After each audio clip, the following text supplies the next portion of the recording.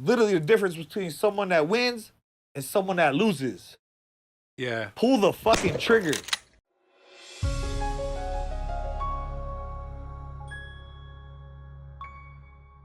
Today, we have a very interesting character in the studio. This man has a very interesting story. This man is a businessman, but before he became a businessman, he was in prison.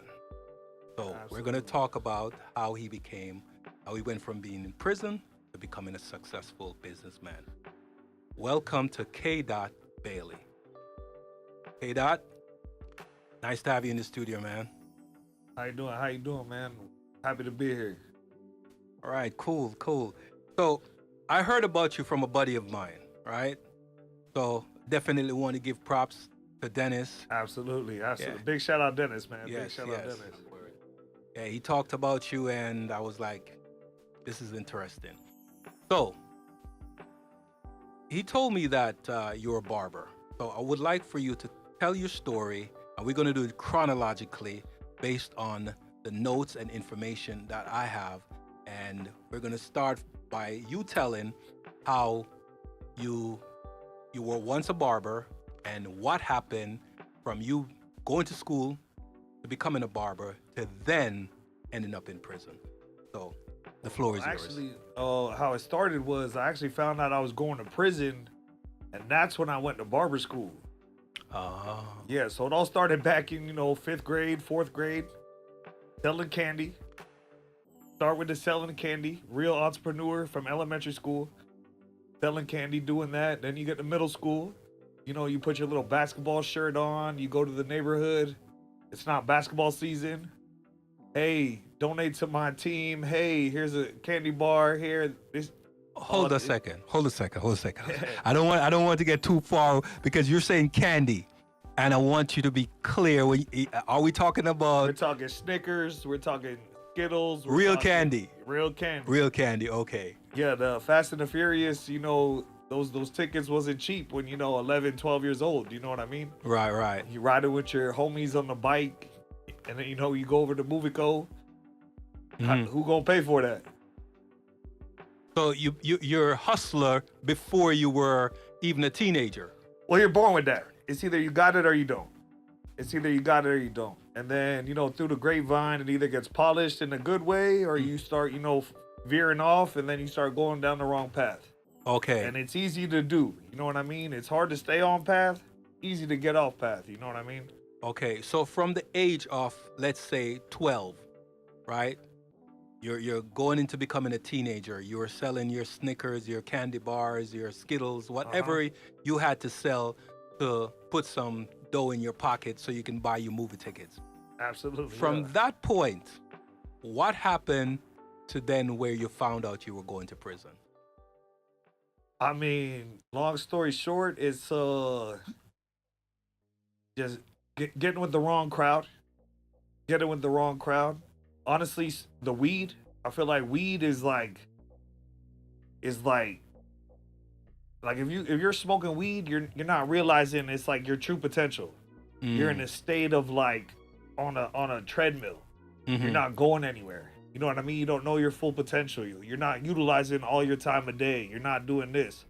So when you're smoking weed all day, listening to rap music, all it is polluting your brain. You know what I mean? So then it starts from there. It's like, okay, you want to be with the cool kids in high school, right? And I was always on, the football team, doing not athletic at all. Like I was the captain of my JV team and I rode the bench. You understand what I'm saying? But I was just a natural born leader, right? So it starts with there. You buy, an ounce of regs for $50, pull the seeds and stems out, call it BC, sell it 10 a gram. Now you at the mall buying all your hats, doing all this and doing that, and then all of a sudden your cleaning lady snitching on you saying, Kevin's got about $3,000 worth of 20s up hidden in his bookshelf. What age? When did that happen? Because I say that's probably like 14-ish, Razor scooters, riding Razor scooters with like $4,000 in 20. So, man. So from 12 to 14, you were banking in the thousands. Yeah. When you're 12, 14 and you got $2-3 grand, you think you're El Chapo, Jeff Bezos, all that. Mm. Yeah, unlimited. You're like, oh man, look at me. I'm tiptoeing. I'm the king of the world. You know what I mean? Right. So, who did you say snitched on you? Oh, this dude at the barbershop. A dude snitched on you. Yeah, That's yeah. crazy. Took advantage of like a relationship I had with the barber. Uh-huh. And then me being so high, this and that. And it's like, you don't even realize because you're high all the time. That's why I don't even smoke weed anymore. So you kind of snitched on yourself because you were high and you were... Nah, I never snitch on myself. Don't shit you crazy. Don't ever say that. I ain't never snitch on myself. No, I don't mean it in that way. I mean, yeah, you were saying things. I've been on standoffs with police in college. Mm-hmm. I'm talking about running on foot, taking police on a coaster ride 3 miles. I'm talking flushing 8 pounds, plunger to plunger, Wow. SWAT team all outside, like standoffs, all that. Like, I am not scared at all. Like, I'll never snitch on myself at all. And this were all while you were a teenager.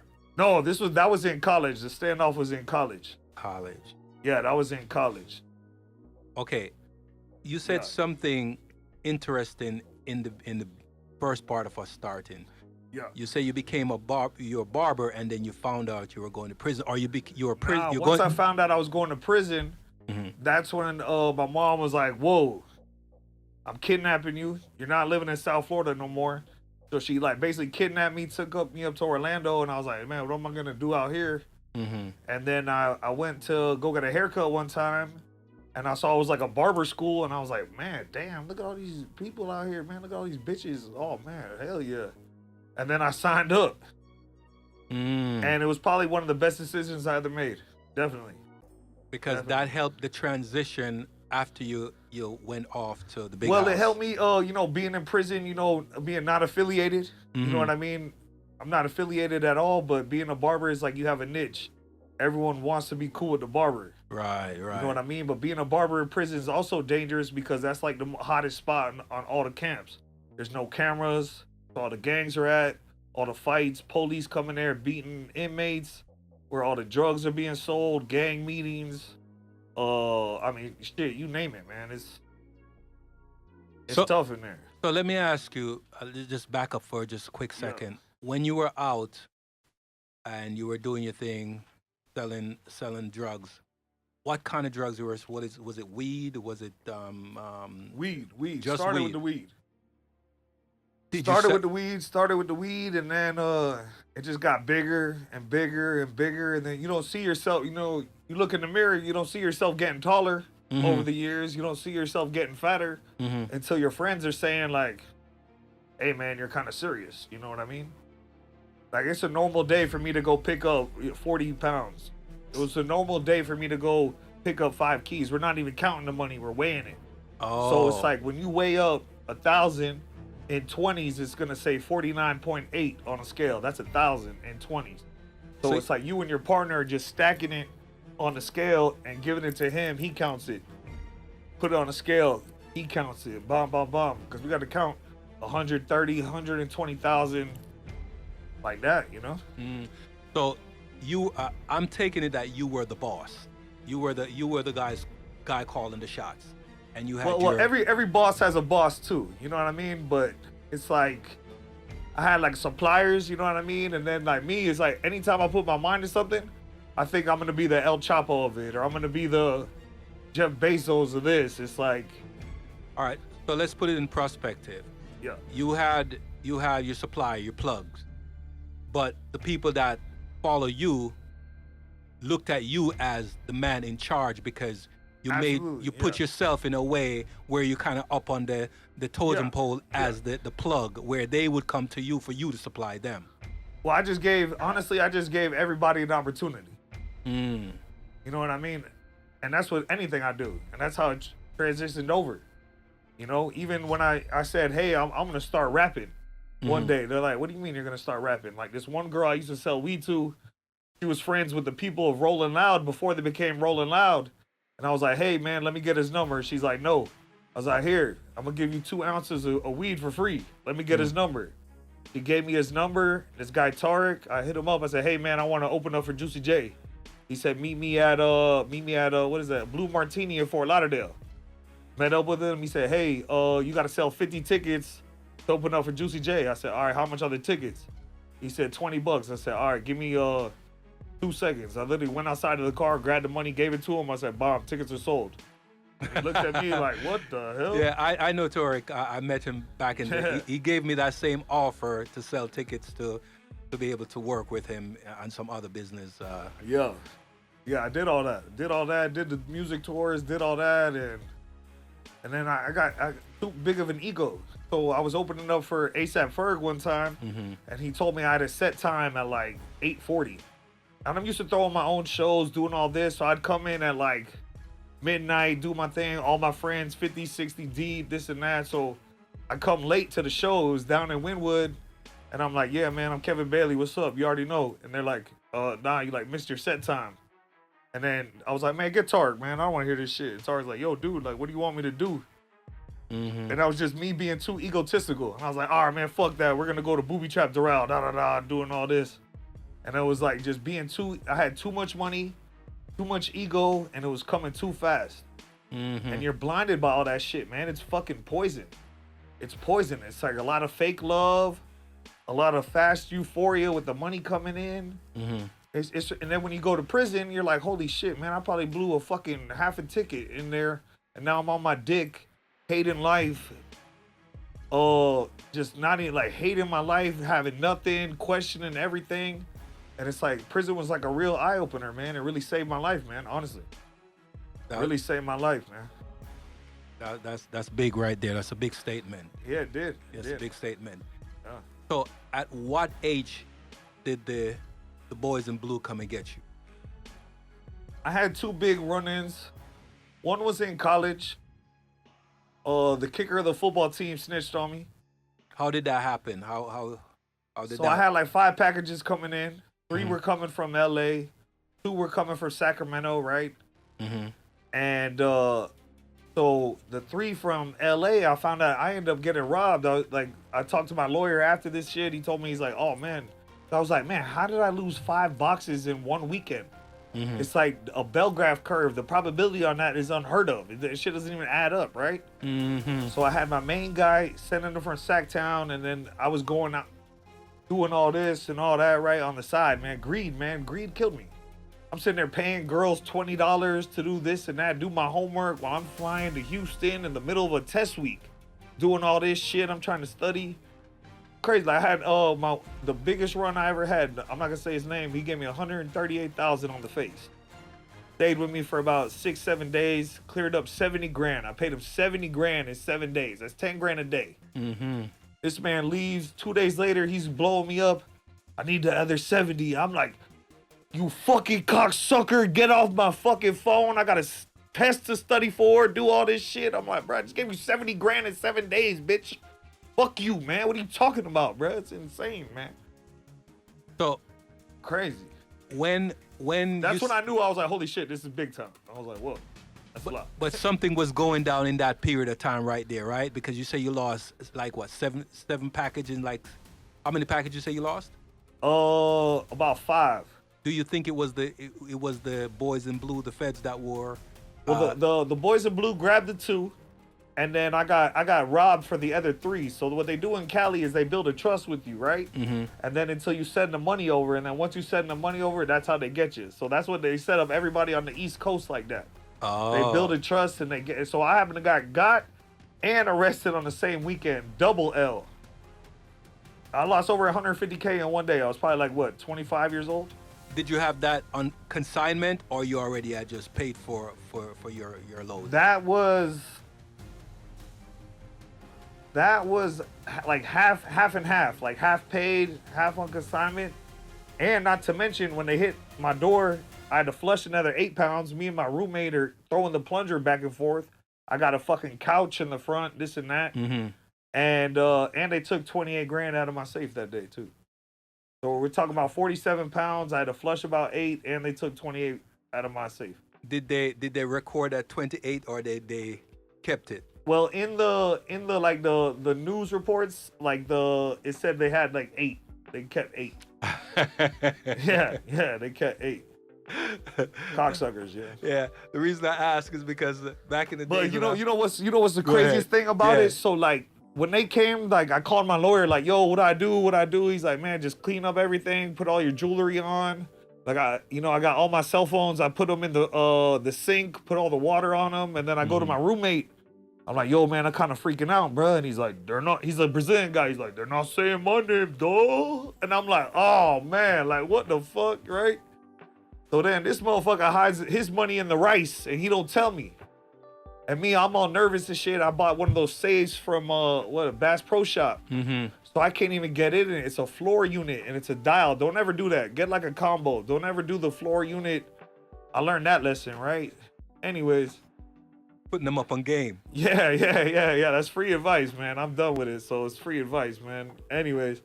So when the police got there, they kicked my neighbor across the hallway out and they used his house as like a SWAT base.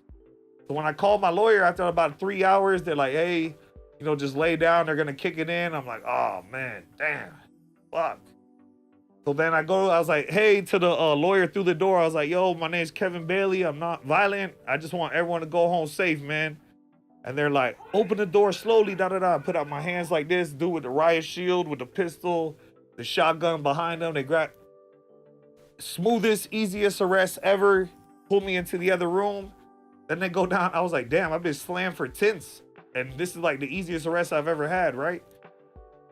So then they go down the hallway, right, to my roommate. And I just see him, put the book down. And I'm like, yo, this dude was just helping me like flush it, do all this shit. And he's like, damn, dog, I'm just doing my homework. And I'll never forget that.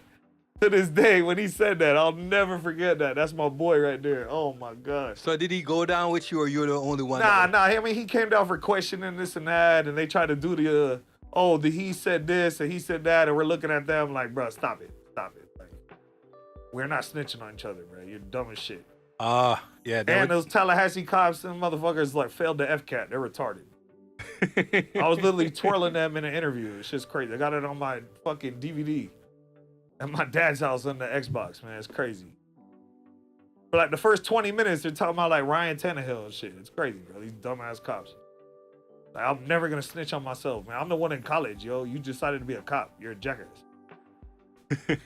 Crazy. All right. Let's move on a little bit. And that was the weed. That was the weed talking. Yeah, that was weed. Honestly, what it was.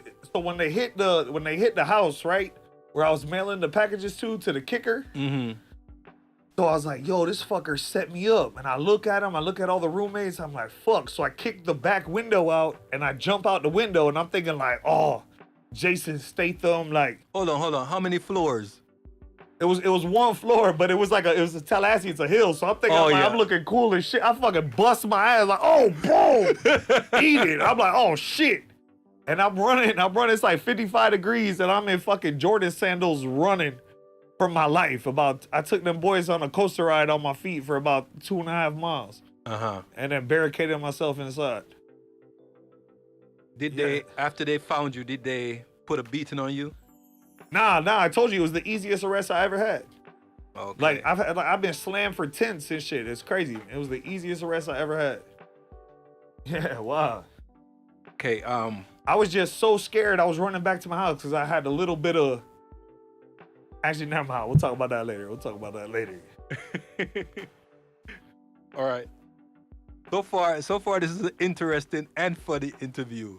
Don't you, everybody here, agree? All right. So, you went to barber school, so you have a trade under your belt. Yeah, and that was during the COVID time. So, actually, COVID helped push my case back so far. So I was able to graduate barber school on time. That's interesting. And that's what helped. So I was able to get my barber license, work in a shop for a little bit, and then go into prison with the barber license and the skill. Because it's either that or tattooing. And the barbering was I just love it, man. So did you have to turn yourself in? Did they give you the option to turn you in? Okay. Yeah. The worst part about all that is when like you're talking to your lawyer and he tells you like, yo, you're going in. And you're like, whoa, just like your heart dropped. Your soul is taken from you. And then every day you're out there, it's the fear of the unknown. That's the scary part. And it's like, you don't know what you're going into. You don't know what you're walking into. Anything you do, it's like you can't even be happy because you always have this cloud of depression. Tension. Yeah. Tension just looming over you. But it was a kind of relief as well because it's like during the whole time, like making bail and waiting for this and that, you're in limbo, right? Like you can't get a house, you can't get a car, you don't know what to do because you don't know if or when you're going in. Yeah. Yeah, and that The COVID really helped my case a lot, man, because they were really backed up, and the fact that I was in Miami-Dade helped as well. The fact that you mentioned COVID, do you think that besides it helping your case, do you think that they shortened your time that you'd have possibly would have gotten? I would say, because other people that I know that caught like kind of the same case that I had, like before COVID, they got hit with like 7. And then I noticed like everyone that I was locked up with that got hit with the same case and all that, it was like this whole warehouse thing that they were doing. Everyone that got hit during the COVID time, they all got around this about 5. Everyone got hit with 5. So you were lucky then. I mean, anytime you saving time, absolutely. Absolutely. So, but still, like the way it went down, like it was just horrible. But it was eye-opening, man. I needed that. I needed a big slap in the face to wake the fuck up. Like Mike Tyson said, like once you get punched in the face, that's when you see who you are. And I definitely got punched in the fucking face. Hard. But I ain't fucking fall, you know what I'm saying? If anything, I fucking bobbed and weaved that shit and came out victorious, man. What day of the week did you turn yourself in? Day after Martin Luther King Day. Day after Martin Luther King Day. Day after Martin Luther King Day. I think it was like January 18th, 2021, 2022. So you were able to at least celebrate a little bit. I mean, Martin Luther King Day, shit. Some people celebrate, some people don't. So I mean, honestly, it was the best thing about it was spending that last Christmas with my family and my girlfriend's grandma while she was alive. She made it to 99 years old. The fact that I was able to do that, show her grandma that, you know, without my girl, man, I mean, she believed in me when I wasn't believing in myself. Like, I was down, man. Everybody ran off on me. They owed me money. They're doing this. And that's when I realized, man, the game and all that, they'll never love you back. Are those people around, the one that ran off on you, the one that owe you money, are they? I mean, anyone that owes you money and runs off, you know, they're not going to be around. A couple people, you know, they ended up, you know, apologizing, paying my girl money back, clearing their face, this and that. But it's like I use that as like a cleanse, just to get that old life away from you, man. And ever since then, I haven't looked back. You know, the windshield is bigger than the rear view for a reason. That's true. You gotta look forward, man. Yeah, look forward. Gotta look forward and keep it pushing. That's bars right there. Yeah. Yeah, the windshield is bigger than the rear view for a reason. Bars. Absolutely. Yeah, that one is needs to be given to a rapper just to write a song around it. Shit. That's bars. All right, so being that you're a barber and you're now in prison, yeah, explain how you touched on it earlier on, but explain how that helped you from where you transitioned from being a doughboy to now becoming a potential entrepreneur while being in prison. Yeah, so like, I mean, while I was, you know, in the game and doing this and all that, I mean, you're always gonna be, you know, selling the shoes, selling, like I was big in promotions, selling tickets, selling this, like you're always gonna do all that, right? But the thing is like I said, that weed, man, like for me, weed is not good because it literally kept me like narrow-minded, you know what I mean? Yeah. Kept me docile, kept me not getting to my full potential, you know what I mean? And I'm in Florida State, and my teachers are telling me that I'm the leader of the class, and this and that. I'm like, what? Like, there's 400 people in here. I'm like, what are you talking? I'm the leader of the class. Like, that's insane to me. Like I'm in Florida State. Everyone's wearing fucking boat shoes and doing all this and that. I'm in the College of Business and shit. I'm rocking fucking Deion Sanders, Jordans, chains and all. I'm like, yo, what the fuck? This is crazy, bro. But it was amazing. College was the best experience ever. Honestly, like college, it's amazing. Not from what you learn in the classroom, but from what you learn about yourself, how you interact with others, and the lessons you go from there. And to this day, me and my roommates and all that, like we still business ventures doing this to this day. To this day. They say that there are two things in a man's life, and a woman's too, but mostly a man's life, that really stand out and help them as they move forward throughout life. Is one, college, and two, military. So you had that college direction that helped you to stand out. What is what? See, I gotta disagree with that though. I gotta disagree with that, All right? Go right? ahead. Because someone like me that's like military, they beating you up mentally, right? Not more than anyone physically. It's like, I do 100 push-ups, it might hurt for a day. But it's the mental beat up that lasts way longer. You know what I'm saying? You can get beat up, it hurts for about a week, and it's the mental beat up. The military, it's like they want everybody to be a group and uniformed, right? When you go to college, it's like a winner's gonna win. Individualism. Absolutely. Like, I never want to be like a group.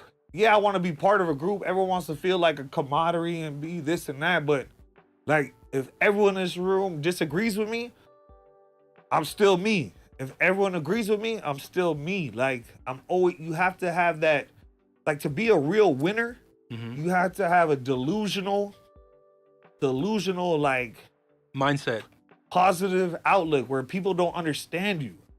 And you have to be a dick. Like, when I first got out, I was like, yo, I wake up every day, I want to shit on everybody. And they're like, what? Why do you think like that? I'm like, why don't you think like that, bruh? What the fuck is you saying?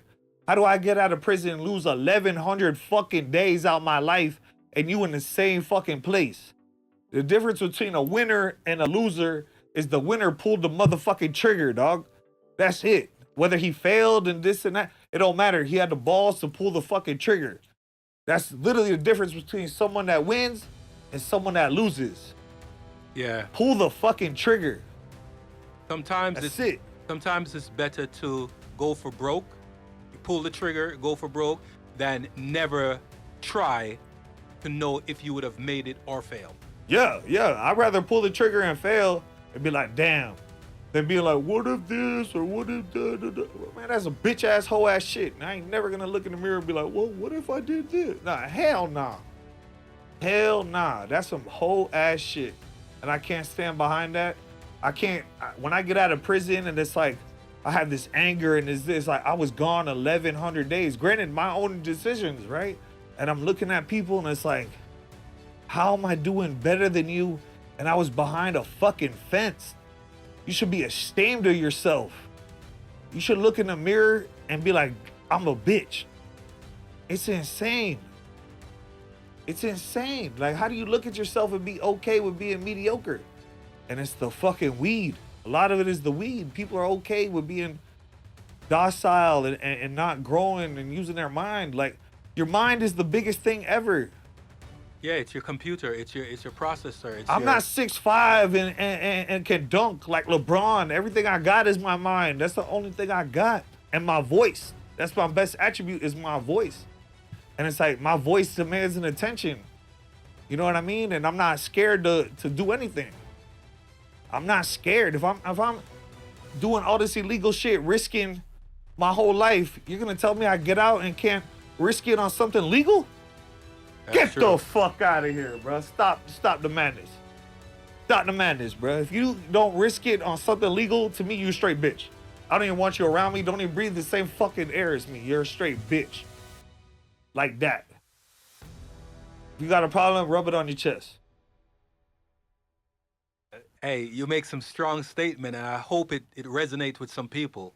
Some people are going to be offended. I love it. I hope I offend you. I hope I offend you because you know what? You got to feel it inside to get that burning desire. Like, oh, he hurt my feelings. I'm gonna show him. That might work for somebody. Like, anybody that's doing better than you is never going to hate on you for trying. That's a fact. 110%. Anybody doing better than you will never hate on you for trying. It's always someone beneath you. That's The 100%. naysayers, the whispering and this and that. 100%. People will tell you that you can't do it because they are scared of doing it. Your own family's gonna say that. Your own they're gonna talk themselves out of it. And I look at them and say something and they're like, yo, you're delusional. I'm like, no, you just don't see what I see. And that's okay, because that's my gift. And you don't have that gift. Some people have other gifts. My gift is I'll never stop trying. That's and that's commendable. a real attribute in life. That's commendable. Yeah. I want to do it like this now. You're in prison, you're cutting hair, and you're able to do some very fascinating things. Like, you know, people are in prison, they get pennies on the dollars per hour. And you're able to use that ability that you have as a barber and make more than pennies on the dollar to where you're able to actually come out on top. So let's talk about that a bit. Yeah, well, people they hear like all the prison shows and this and that with the license plates and 10 cents a day and this and all that. Like that's like bullshit. Like in prison jobs, it's all about like canteen. So canteen is like your money, right? Mm-hmm. So being a barber in there, it helped because I didn't have to put that extra strain on my family, right? Mm-hmm. Because I was able to do haircuts for $3 for a custom haircut. That's with the line up and all that. You know what I mean? Mm-hmm. $3. That'd be like a tuna pack and a soup. That's like $3. Mm-hmm. And it's like you do 10 haircuts a day, you're making like $30 a day times 5 days. It's like, okay, cool. And now it gives you a sense of pride. Right. You're not asking your family for money. You're not doing this. You know what I mean? Because I had money saved up, right? Mm-hmm. People ran off on me and this and that, and you don't understand. Like, damn, I'm really gone for like 2.5 years, 3 years, and it's like, whoa, this is like a burden on my. You don't ever want to be a burden on your family. And I seen drug addicts in there, this and that on the phone, Cash App this. I can't do that. I can't ask people for money. I can't do that. That's not happening. Like, yeah, I've asked friends like, hey, can you do this? Can you do that? Can you send me some money here and there? Can you help out? And it's like, yo, $40 goes a long way. This and that. And once I got into prison, then I realized, wow, the decisions I make affect more than just me. It affects everyone around me. And it's like, wow, I'm being compared to these low-life people in here, real drug addicts, real murderers, real rapists. Like, man, I was in South Bay, and there was 3 people that died within the first 6 days of me being there. I'm like, what the fuck, bro? I'm just a college kid riding jet skis trying to get my dick sucked, bro. What the fuck? I ain't no gangbanger and all this shit. And then when I got to SFRC, I'm in there, and it's like the real animal kingdom, right? They shave your head, they shave your face, right? And the longer you've been in this transit pod, you start growing a beard, you start growing your hair. I'm up on the top. I got all the, we're all playing cards, this and that. And the Bloods come to me and they're like, hey man, I want to ask you if it's okay to step to one of your brothers. And I'm like, what do you want? One of my brothers? I'm like, whoa, they think I'm like the leader of the Chicos. And I'm like, whoa, like what the fuck? I'm like, listen, man, I'm not with that stealing shit. Never have, never will be. I'm not a thief. I'm not a scammer. I'm all grams, no scams. That's how I've always been. I ain't on that. Never been a thief. Never been on that. No child molestation, no sex crimes. Like, if you doing crimes and it's not about money in prison, to me, you're a weirdo. You know what I mean? So these Bloods step to me like, can I ride on your brother for stealing? I'm like, well, how the fuck am I like the leader of the Chicos in here? Like, I ain't gangbanging in this. I'm a neutron, bro. This is a touch and go for me. I'm trying to get in and get the fuck out and on, bro. I'm trying to push this behind me. And I was like, how is this possible, man? Insane. Insane. Okay, so I see a correlation here. Yeah. When you're in the street selling your grass, selling your snow. Selling your grass, man. This right? shit, damn, you showing your age now. Right? Selling your snow. And then you are looked at as a leader. Then you go on to college and you're looked at as a leader. Then you're in prison and you're looked upon as a leader. Yeah.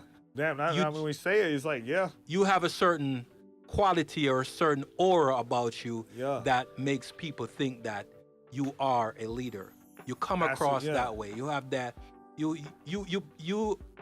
exude that masculinity that a lot of young people miss. Yeah, absolutely. Right? And it's not even being the biggest guy in the room, the strongest guy in the room. Like when I was in prison, I had to like get on the phones and this and that. Like I found like the biggest guy in there and would like pay him money to get me on the phone twice. You know what I mean? It's like, yo, I gotta use my head. It's like, you know, if I'm Robin Hood, I need a Little John. I need a big guy with a big stick. You know what I'm saying? To put the pressure on there, you know?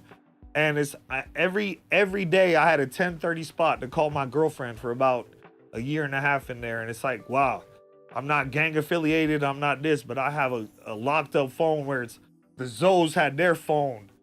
The other gangs had their phone, and me and my boy Arab had this middle phone on lock for about a year and a half. And just thinking about it and looking back at it, it's like, how did I manage that when I'm the complete outcast in prison? So you had a phone in prison? We had the wall phones. I don't want to speak too much about what we had in there. You know what I mean? Okay, yeah. I'm curious about that right there. Yeah. There's certain contrabands that you can't have.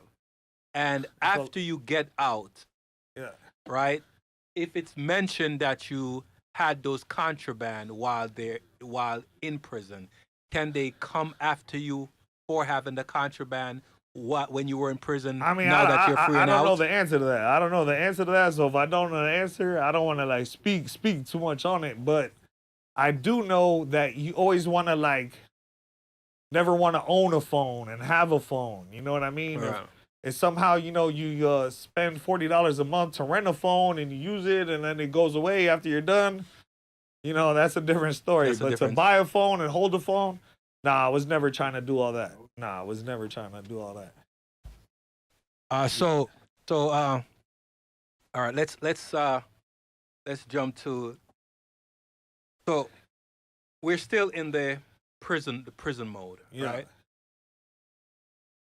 We're still in the prison mode, and we're going to take a break, and we're gonna kind of like pivot from the prison mode into how you use that skill that you had as a barber to then become a businessman and now a successful entrepreneur.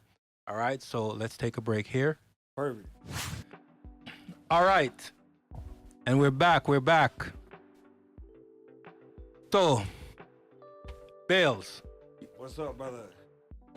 We've been having a good chat. Love and it. Yeah, man. And it's very entertaining. You're a character for real. Hell yeah, love it. All right, so we left off at when you were in prison and how you started your entrepreneurial endeavors in prison, and the right way. Exactly. Before prison, I had this business model, right? Save up a lot of capital, rent out a space, you know, have a chair, right? Okay. Are you going to do commission? Are you going to do chair rental? You're kind of maxed out per week, this and that. You're a babysitter, chasing dudes down, this and that, right?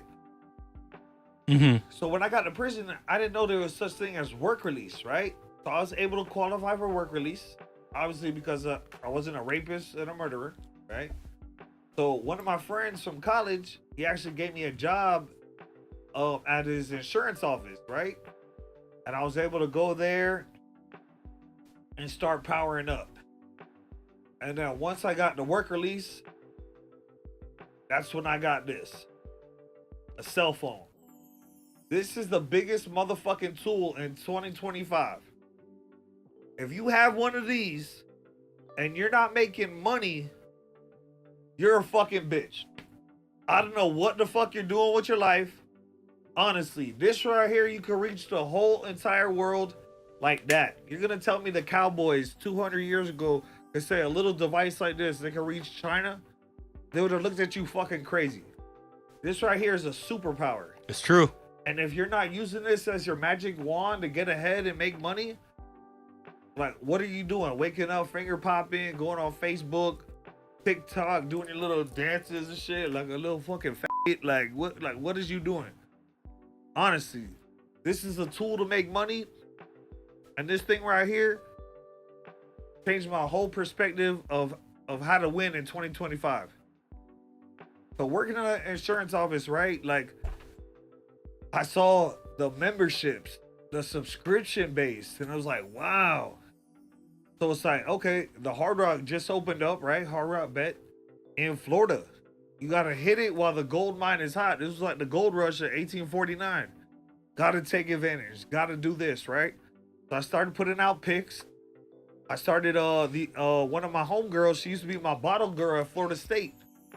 What kind of girl? With some betting advice.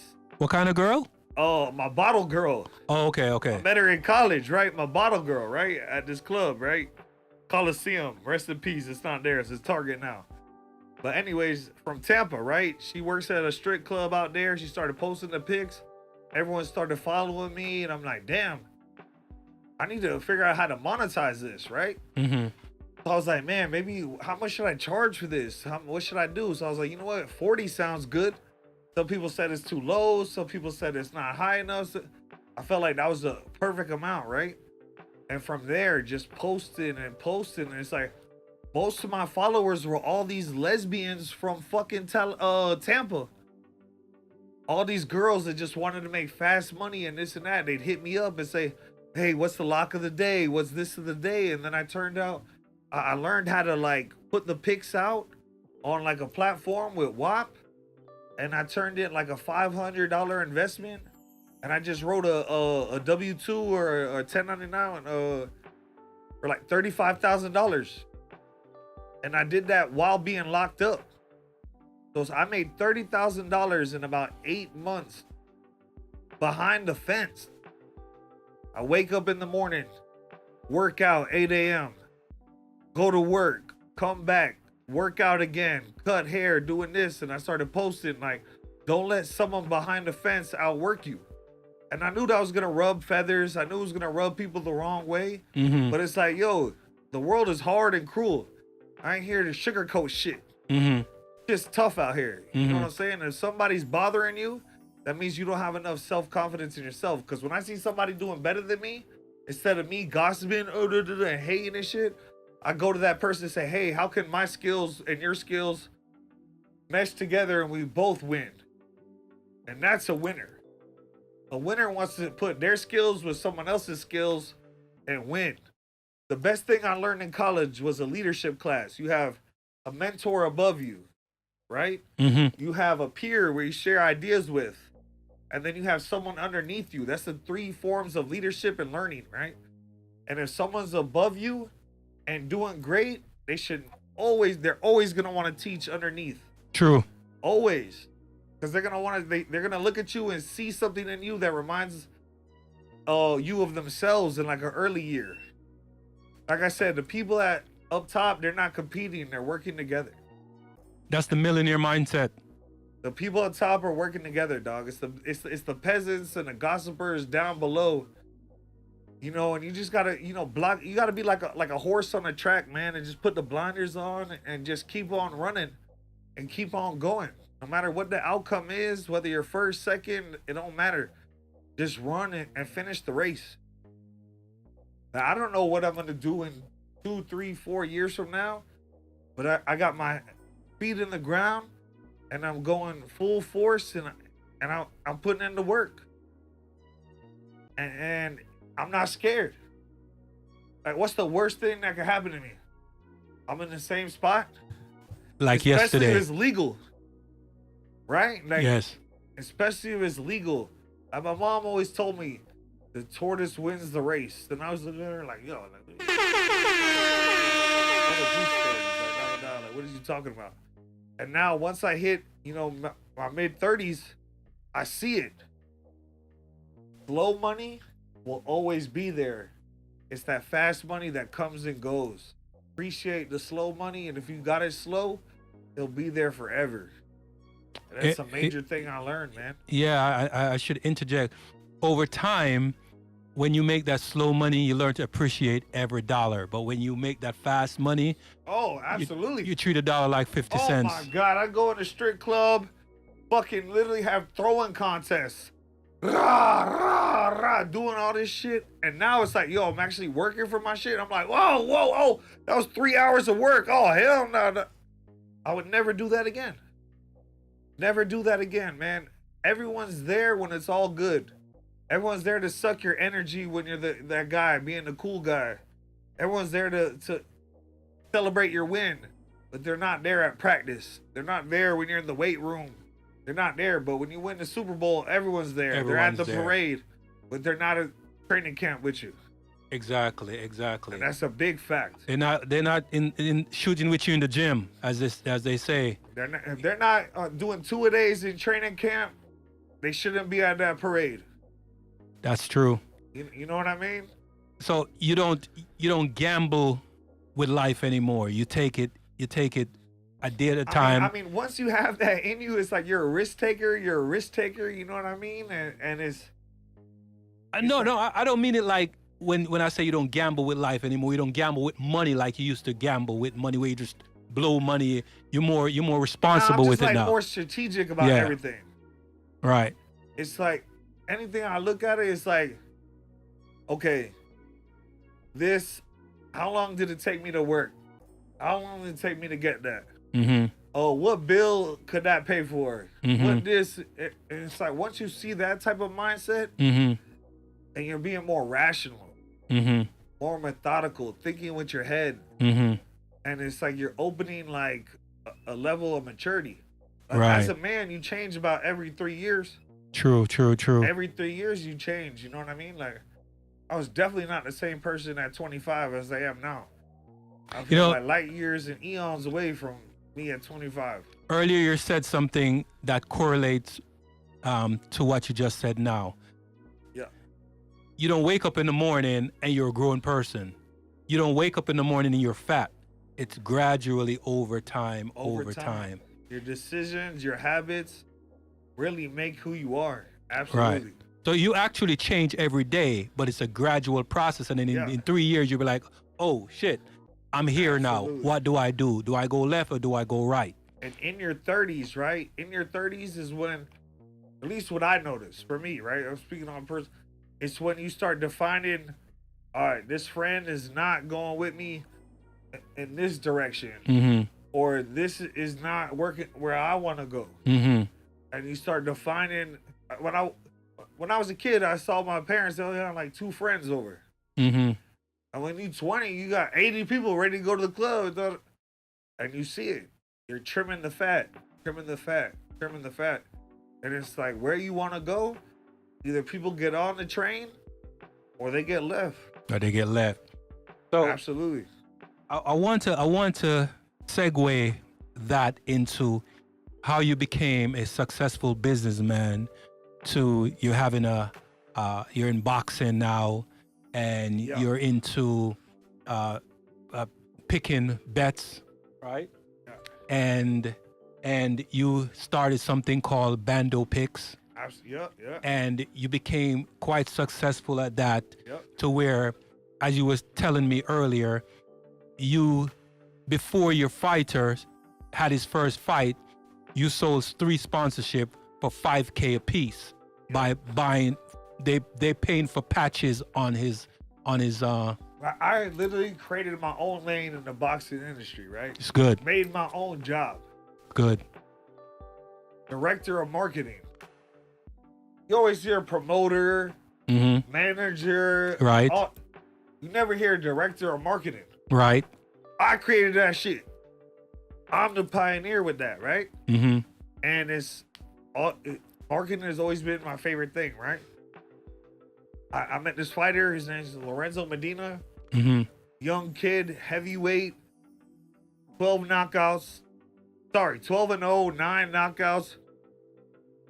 He's on the rise. He's on Hard Rock. He's on ESPN. He's everywhere, right? And he just took a liking to me. Because real recognized real. I never said this is what I am and what I'm not. I said this is who I am. This is what I have to offer. And we just became like that. No bullshit, no nothing. And we started rocking like that. I got sponsored with MPH Club, the biggest exotic car rental company in South Florida. You know, lucky me, One of my closest friends is the general manager there. Let's go. It's not, Let's go. you know, gotta take advantage of that, right? Yeah. He's sponsored with Toyota of Hollywood, another sponsor, right? Uh-huh. And now we're gonna get on this new one with this podcast right here. Brand new sponsorship. Every day we created new sponsorships, right? Every day. Every day. It's like, I don't know where I'm going, but I know I'm gonna do it. You know what I mean? And I took everything I learned from the music and all that negative light and rapping at strip clubs and doing all that, and I brought it to the sports world because I love that. Yeah. And I love the entertainment. And I love all that. As they say, Yeah. your network is your net worth. Absolutely. And you've been able to Absolutely. use that Yeah. that recipe to cook up something that benefits everyone in your Hell yeah. circle. And I'm born in fucking Miami. That's a motherfucking cheat code, bro. I could have been born in fucking Kentucky doing the motherfucking do-si-do, two-step, honky-donk. Bitch, I'm from Miami, bro. You make it here, you can make it anywhere. You understand what I'm saying? It's wild, man. It's wild. I literally took everything I know, created my own lane in this boxing industry, and I'm here to take over. All right, so Yeah. let's you talk about the boxing. Yeah, Let's go into your next prize, your gem, yeah, right? Bando picks, yeah. right? So with Bando picks, you've built a reputation for a solid sports picking. Absolutely. So let's touch on that. How you were able to know the recipe of how to build that into something solid to where it always resonate and bring back good results. Well, it starts with marketing, right? Mm-hmm. So it's like just off your face, right? If I put my face behind something, obviously I'm gonna give my 110%. And everybody knows me and knows that if I'm gonna stand behind something, there's some money involved, right? And I've just built trust over the years of doing that, right? And I was able to do this from work release, right? This is behind the fence. I was able to pre-order my brand new Corvette. I'm online on my phone pre-ordering my Corvette. It's like, oh, need the red seats. You know what? $500 red seat belts. Yep, throw that on there. Yeah, black stripe on that bitch. Yeah, run that. Boom.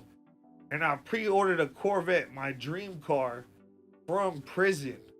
And I did it legally. So when I came out of prison, right? I came out of prison and MPH Club, shout out to MPH Club, they gave me 3 Lambos the day I walked out of prison.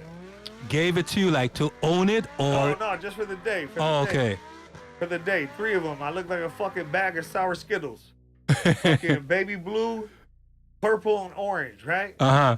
First day out. You know how that made me feel? Like a king. And I did that shit the right way. And my mom's like, oh, Kevin, don't do that. My grandma, Kevin, don't be a hot boy. And I'm like, yo, I did this shit legally, bruh. How did you get into it? Let the people know how you got into it. In the what? In the Bando picks. Just the love of sports. Honestly, selling drugs, you putting everything on the line, risking the gambling, this and that. Mm-hmm. And I took advantage of the gold mine when the Hard Rock started opening up. And I hit it big. And I realized that subscription base is the way to go. Right. You don't need to save up money for capital and put it all down on a spot and wait a year for your ROI and this and that. I turned a $500 investment into $35,000 in 9 months from prison.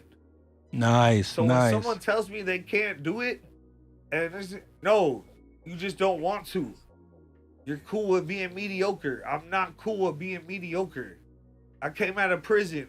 I'm in Boca. I see a group of men, probably in their late 40s, early 50s, that all got presidential Rolexes. And I'm like, you know what? I'm going to be there one day, but I'm going to be there before they got it. That's the motivation. If you're a man and you don't have like a motivation or something you want, something to go after, you a bitch. What do you wake up and do? You don't have a goal and something you want to do? What is you doing? And I like what you're saying. And when a man like yourself is about business, Yeah. you tend to go into mediums or media that could help to elevate you. And so with that being said, you're also involved in a magazine that's called WTS magazine. So talk a little bit about that. Yeah, so back at the fight, right? Lorenzo's fight on February 22nd. Walking in the hallway, running to my old friend Jose. Mm-hmm. Oh shit, he's there, media pass with the camera. I'm like, oh wow. I haven't seen this man in years. He used to shoot videos at my old shows, this and that. He's like, hey man, yo, I'm here to shoot some videos. I was like, wow, that's crazy. I'm here promoting my fighter. And it's like, when people are going in the forward direction, you always meet up somehow. True. So he's in his lane, I'm in my lane. We somehow meet up at this. Intersectionality. Exactly. And now we're going together. So now he said, hey man, I got an idea for a magazine. Would you be down? I said, absolutely. Let's do it. And he brought me on here. He said, hey, can I do some interviews on you? I said, absolutely. Because you know why? I respect somebody else believing in their dream. And if you believe in your own dream and they believe in theirs, you're going to go so many places. You can walk side by side. So many places. Yeah, can walk side by. So what can listeners and viewers expect from this magazine? Honestly, they can see a collective all of South Florida, right? Mm-hmm. We're such a diverse culture down here. Yes. We're blessed down here. Mm-hmm. We got whites, blacks, Chicos, Islanders. Like, South Florida isn't America. Like, we hear all these stories about racism and this and that. We're like, wait, what? I go to a party, I got white friends, black friends, Chico friends. It's like that's such a gold mine. Like, all these cultures together. Like, when you go to like a Miami Dolphin game and see all these cultures together, dancing to the same music, having a great time, it's like, it's surreal. Right. Because this is the only place in the world where that happens. A melting pot. In South Florida. Yep. That's why they all come here. That's why they all come here. So let me ask this question. Let me ask this question. With the constant evolving of how sports and sports betting is going on, how do you stay ahead of the curve? How do you beat the odds? You know how you beat the odds? Guerrilla marketing. Guerrilla marketing. Where there's a dropping news like, oh, Wemba, right? Oh, he has blood clots. He can't play again. 2 weeks later, Damian Lillard, same thing. It's like getting the information, putting it out there, and just being in their face. They might not follow you on the first one. Mm-hmm. They might not follow you on the second one. But by the third or fourth, they will. And then it helps by going to all these sporting events and being that loud guy. Any person I meet, right? I always, hey, get my Instagram. Hey, this is what I do. This is what this. If you're out there in the world and you're not going up to people and leaving them that business card shit, wipe your ass, rub it on your chest. That shit's done with, right? You go up to them and say, yo, this is my Instagram. Lock in with me. And it goes from there. And that's why I get all my subscribers. That's why I get this. Like, if I meet a subscriber in the street, my shit's $100 a month. If I meet you in the street, I'll give you the $40 discount. And it's like, people appreciate it. Like, guerrilla marketing works. Guerrilla marketing works. And then you meet somebody and they go tell all their friends. True. Like when I was doing music, right? Some guy told me, he said, hey man, all you need is 1,000 real fans. True. Like, what do you mean by that? He said, on average per year, they'll spend $50 on you. Whether it's a concert ticket, a t-shirt buy, that's $50K. And that was also 15 years ago where $50K was something, you know what I mean? $50K can't get you a Toyota and an oil change nowadays. $50K is $25,000 now. It's like half the value. 60% of it gone. Honestly, no matter what, marketing is the most important thing in this world, right?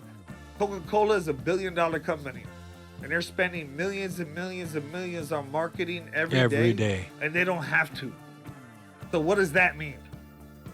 You have to invest in yourself and put yourself out there. And if you're not doing that and follow what these big companies are doing, then what the fuck is you doing? Even when it hurts.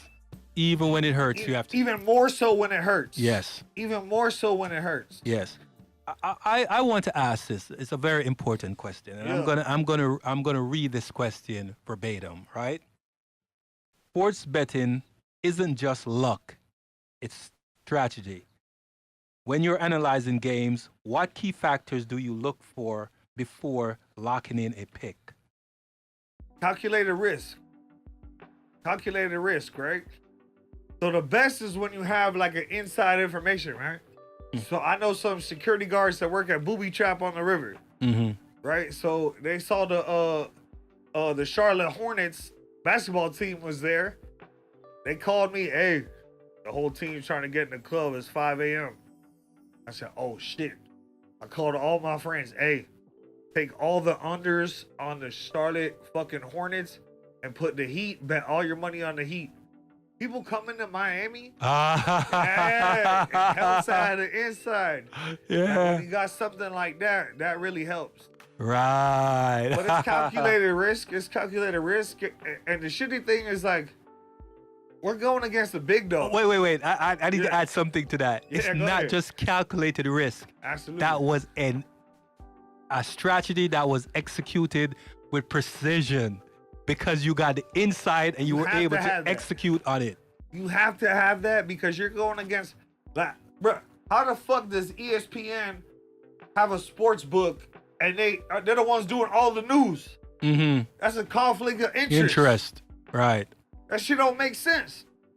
We're going against the big dogs. Florida, they got a monopoly on this shit. These motherfucking Indians and shit, they give us the most fucked up lines because they got the monopoly on that shit.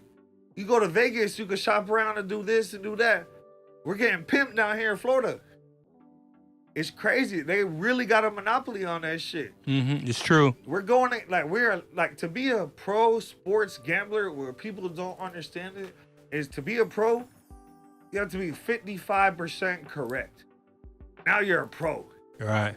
Now let me ask you this Small question. margins, insane. You're a high intensity type of individual. You have Yeah. that charisma. You're Yeah. well spoken. You know, Absolutely. you're dynamic.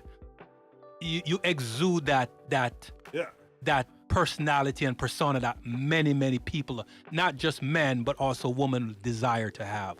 Right? Thank you, dog. I appreciate that. You're welcome, man. Yeah, I appreciate that. Thank you. So thank you. when making a bet, making a pick, how do you separate emotions from? You have to have a formula. And I'm a human being. Sometimes I go against my own formula, right? Mm-hmm. For example, I'm at the barber shop about 2 weeks ago, the Adesanya fight. I'm like, you know what? I'm going to bet Adesanya, even though he's a declining 35-year-old fighter, probably not the best, get caught in the hype. Mm-hmm. He loses. Mm-hmm. One of my friends starts laughing and talking shit. And I'm like, yo, what the, like, bro, we're not betting against each other. If we're betting against each other, you start laughing and doing all this, okay, that's cool. But like, why are you laughing? It's us versus them. True. Why are you laughing at me losing? Like, it's like, that don't make, like, I never understood anybody laughing at somebody losing like that. If you're not going against somebody. So right there, started there, and then you go on tilt. And now you take, okay, I do everything calculated with units, unit size, and this and that. And then he's like, oh, I'm going on tilt. I'm going to double up and then get my money back. And then a for sure bet where you're like, okay, this is going to hit. Hey, sometimes it doesn't. And then you get double smacked in the face. And then you're like, oh my God. I'm depressed now. And that's when you're walking around and then you call your girl, babe, I think I fucked up, I love you, I need a hug. Oh, you know what? Hey, we've all been there. We all done that. Babe, I gotta change my life and my decisions. We all been there. We all done that. It's hard to stay focused, even for me, on your own formulas. You know what I mean? True. Like, I have people subscribe to my page. I give them the winning picks. And they literally said, yeah, I try to change it around and do my own thing. I'm like, what are you doing? Like, parlays are for suckers. Right. You do a parlay, you just giving away your Chipotle lunch money every day. Right. You're like, oh, this $10 is going to be $3,000. Like, just give me the $10. It's kind of like when you tell someone, hey, do this way, right? And like you say, they change things around, and then when things flop, they come back and say, "I wish I'd listened. Oh, absolutely. I won't do this again. I'll follow," and then they do it again. Absolutely. It's like you want to go single bets, right? Single bets and jab. Single bets and jab. You want to jab away at a fight. Jab, land punches, land punches. Because you could win a bet for 100, win another one for 100. Now you're feeling yourself. Now you bet 300 and you lose. You didn't lose one. You lost three bets because you bet 300 when your unit size is 100. But everybody, it's the rush. It's the emotion. It's everything has to be organized. And even the anxiety. Follow your formula, and it's tough. It's hard. It's hard. Even the anxiety. Everything is like all the emotion coming in all at once. Absolutely. It's tough. It's tough. Anxiety, fear, absolutely, enthusiasm, just the drama of the whole it's not episode. It's not for the week. It's not for the week. It's not for the week. Yeah, it's not for the week. I think you said a good amount of information. I think you gave the people so much information that they can sink their teeth in. Absolutely. This is a gem. Just to step back and reiterate everything I said. Yeah. The main point I want to go across and reiterate time and time again is pull the trigger. Just pull the trigger, man. You got an idea, you got something you want to do, just pull the trigger, man. No one's going to look at you crazy for failing. Just do it. Ain't nothing. What you might win, cool, or you'll be in the same place you are now. You don't want to look back at yourself and be like, man, I wish I did it and never did it, man. Let's go. And me coming Let's go. People in the same place, and I look at them, I feel disgusted. I'm like, you had all this time, and you didn't do nothing? It's like disrespectful. Like, I look at it as like kind of disrespectful. You know what I mean? Like, it's tough, man. It's tough. Yeah, you came a long way. Your resilience, absolutely. Your resilience really show that a person can get slapped down in the worst way, figure out how to get back up. They might not get all the way up. They might just get up on their knees, right? And then once they get up on their knees, they get enough strength to pull themselves up, grab a table, grab a chair, and pull themselves up until they're able to stand up. Their feet might wobble a little bit, but they hold on and stay with the course, and then they get strong and they're able to walk till they're able to run, till they're able to sprint. I had one of my friends, this man's name, John Pilger. He said, you know what, man? One thing about you, you don't know where you're going, you don't know what's going, but you just keep paddling, bro. You don't know what wave you're going to hit. You don't know what's coming at you. You just keep on paddling. And that really resonated with me. And it's like you got to just keep on going, keep on paddling. And you got to believe in yourself, man. Like, everyone's just got to believe in themselves. Like, everybody's special in their own way. It's the main thing about success is know what you're good at and know who you are. If you don't know who you are, that's the blueprint. You got to know who you are. You got to know what makes you happy. You got to know what makes you you. You got to know what makes you drive you. Until you know those things, you can't move forward. And you can't leave the listeners with that. And you can't fall victim to the sadness because it will come. Despair will come, but you have to stay strong. Yeah, gotta know who you are. Hey, man. Thank you, man. I appreciate you. I appreciate you too, man. Yeah, love it. Yeah, we should do more of this, like, you know. Oh, absolutely. Yeah. This is the first of many right here. First of many. I appreciate you, man. Love, man. Love y'all. Thank you.